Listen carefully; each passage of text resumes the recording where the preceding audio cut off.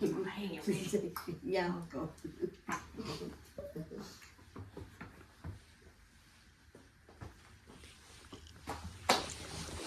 My name is Kayla McIntosh, and I'm here to bring awareness of how Mrs. Ada B. Wells fought for who and what she loved with her life. In July of 1862, Mrs. Ada B. Wells was born into slavery. After being born into slavery, she was freed by the Emancipation Proclamation. Once Miss Wells was freed by the Emancipation Proclamation, she moved to Chicago with her grandmother. While in Chicago with her grandmother, she found out that her family was exposed to yellow fever. She lost her mom, her father, and her youngest sibling to yellow fever. And the rest of her siblings were left to fend for themselves. Her family suggested that she send the rest of her siblings into foster care, but Mrs. Wells refused. She moved back to Holly Springs, Mississippi, where she worked at a local school and was aided by her grandmother and her aunts with raising her siblings. In 1892, Mrs.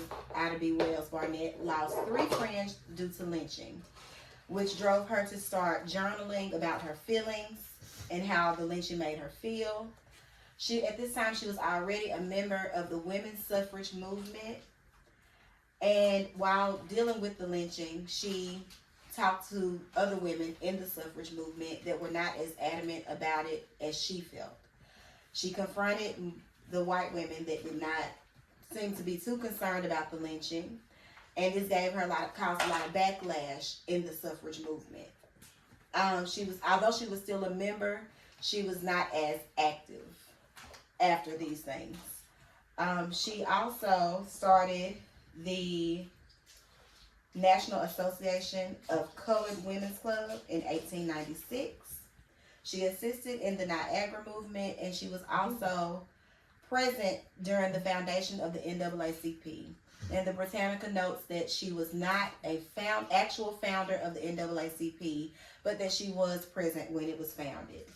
She was the first president of the Negro Fellowship League that was founded in 1910.